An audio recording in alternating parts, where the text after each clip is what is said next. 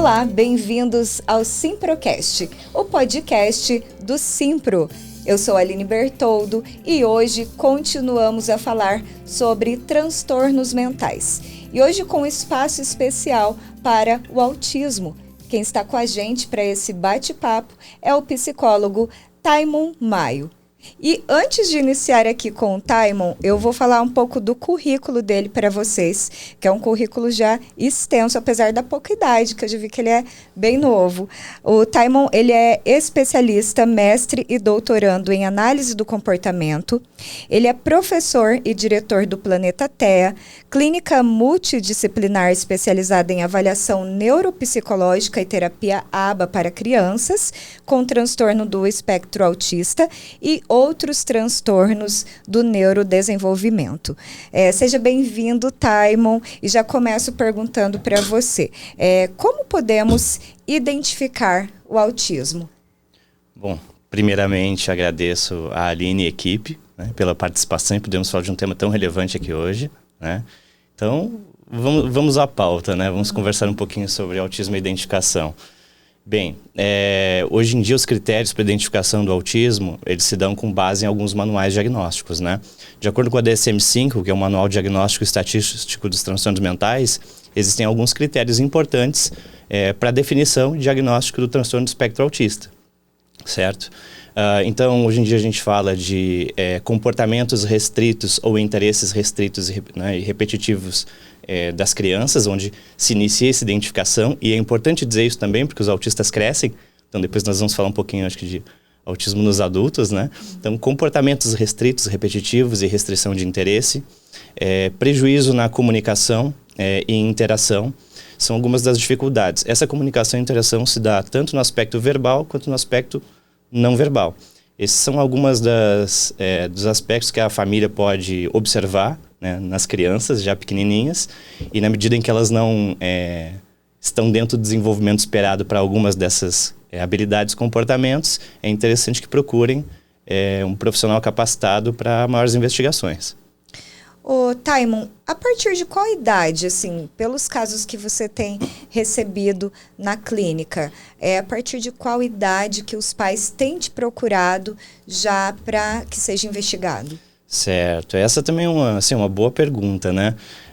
A idade de procura é um pouco variável. Geralmente, ela se inicia já por volta dos 5 anos de idade. Isso vai variar um pouco de acordo com questões socioeducacionais da família e daqueles profissionais pelos quais eles passaram, se tem ou não, digamos assim, um expertise, né? Para identificar esses sinais e sintomas. Agora, a idade diagnóstica, digamos assim, ideal seria por volta dos 12 a 24 meses de idade. Quanto mais precoce, melhor para iniciar a intervenção. Entendi. E assim, você fala de 12 meses, né? A partir de 1 ano. E aí o pai, que ele tiver mais atento, ele já consegue identificar algum sinal? Sim, é possível identificar alguns sinais precoces. Claro que muitos desses sinais, para aqueles que não têm um olhar muito atento, ou que às vezes têm o primeiro filho e não tem muito parâmetro de comparação, olhando depois para trás, às vezes em filmagens e coisas assim, se percebe, né, retrospectivamente. Mas algumas das dificuldades que se pode apresentar, às vezes até mesmo desde muito criança, muito pequeno, às vezes dificuldade da manutenção no olhar, que as crianças autistas podem ter, uma certa rejeição a abraço, desinteresse em estímulos que a gente chamaria de sociais, que os adultos apresentam. Então, nós seres humanos somos uma espécie social, né? Nós sobrevivemos em sociedade, os nossos ancestrais vêm de um processo de evolutivo onde interagem uns com os outros. Nós somos primatas, né? Animais sociais. E o autismo tem essa peculiaridade, né? Ele é uma condição que afeta justamente a socialização e a comunicação. Então, frequentemente, principalmente naquele nível de suporte de autismo mais alto, né? Antigamente chamava severidade, você consegue já perceber desde muito pequenininho esses sinais. Então, Taimon, assim, para o pessoal que está nos assistindo, sou mãe, sou pai, tenho ali um bebê em casa e estou, digamos, desconfiada. Qual que seria o meu primeiro passo? Certo, vamos lá. Existe mais de um profissional, digamos assim, que é habilitado, né? Sobretudo, hoje em dia, o que eu recomendaria seria procurar profissionais que são especializados na área.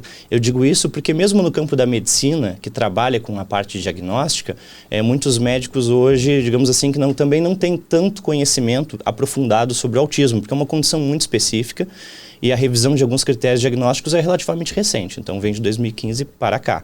Então, existem psicólogos especializados, fonoaudiólogos e outros profissionais.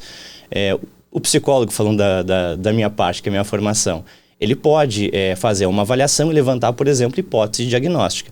No Brasil, por lei, para fins jurídicos, né, em qualquer questão que diga respeito a direito, o diagnóstico que conta é o diagnóstico médico. Certo? Então, mesmo que ele passe por outros profissionais que façam uma avaliação particularizada e levantem hipótese diagnóstica e fundamentem isso num relatório, se a família se interessa em pleitear por direitos, né, específicos para essas crianças, né, aí é necessário formalizar esse relatório de outro profissional, passar por um médico que dará a sua opinião e assim vai emitir um laudo diagnóstico. O profissional da medicina, que seriam, digamos assim, os que geralmente têm essa habilitação e mais experiência, seria o neuropediatra ou psiquiatra infantil. Ok, e assim, a gente tem percebido, né, a sociedade em geral, que há um aumento no número de diagnósticos do autismo. Certo. Isso tem acontecido porque há mais crianças nascendo com o espectro ou porque as pessoas estão mais inteiradas, há mais informações e aí essa informação leva a que eles procurem realmente ao tratamento ou até mesmo ao diagnóstico. Sim, essa é uma questão interessante, porque de vez em quando chega para nós, profissionais da saúde, esse tipo de questionamento, seja vindo de pais, né, ou outras pessoas que começam a ver isso sendo mais falado na mídia. E o que vem acontecido muito provavelmente é uma alteração nos critérios diagnósticos, em primeiro lugar. Então, outras condições que até alguns anos atrás caíam em outras categorias diagnósticas, agora elas estão enquadradas dentro desse amplo leque que é o transtorno do espectro autista. Então, havia uma série de condições do neurodesenvolvimento infantil que caíam nesses outros critérios e agora eles foram englobados nessa grande categoria. Então, é natural que você vá ter um aumento no índice diagnóstico a partir dessas mudanças. Uma outra questão se deve ao próprio acesso e à conscientização sobre o tema. Então, hoje em dia, quando as pessoas veem uma criança que tem certas características, uma vez que elas já são informadas na escola, na mídia, em outros espaços, né, elas passam a conseguir identificar melhor. Há alguns anos atrás, parte desses diagnósticos, às vezes, caem em outras categorias que, por exemplo, seriam categorias que seriam de deficiência intelectual, algo desse tipo, sendo que são condições diferentes. Embora muitos autistas possam também ter como comorbidade a deficiência intelectual, o autismo não obrigatoriamente vem acompanhado dessa condição. O autismo, ele afeta aqueles aspectos do comportamento que dizem respeito à comunicação, interação, restrição de interesse, certo? E essas habilidades são muito específicas. Às vezes, crianças que são diagnosticadas como deficiência intelectual não apresentam essas dificuldades específicas que os autistas apresentam. Então, muitas das crianças que antes seriam classificadas nessas categorias, hoje em dia nós temos uma categoria específica, que inclusive é muito útil porque direciona a intervenção mais apropriada para essas crianças, né, e permite a conscientização. E, portanto, esses índices se alteram, né? Parte dos índices que iriam para essas outras categorias, agora elas estão integradas na categoria do autismo, né? E claro, uma outra razão é que o diagnóstico dos profissionais, estando hoje os profissionais mais capacitados, mais habilitados e conscientizados, eles também aumentam a precisão diagnóstica desses casos. Então, hoje a gente fala aí de 1 a cada 36, né? Então, no caso de uma pessoa no transtorno de espectro autista, o TEA, para cada cerca de 36 pessoas é o que já se fala atualmente. O de nascimentos, você diz? Sim, exatamente, 1 para cada 36. Que já estão... Sim, sim. Isso pensando, claro, diferentes níveis de suporte. É importante a gente falar que o autismo é uma condição... Quando a gente fala em espectro, imagina uma régua, né? Então, a gente tem uma régua muito ampla, onde a pessoa que estaria no espectro, ela pode estar em diversos pontos dessa régua muito grande. Então, são tons de cinza. O que isso significa? de vez em quando as pessoas dizem, nossa, mas eu interagi com ele, é um adulto, funcional, trabalha, ele não é autista, né? Veja só, né?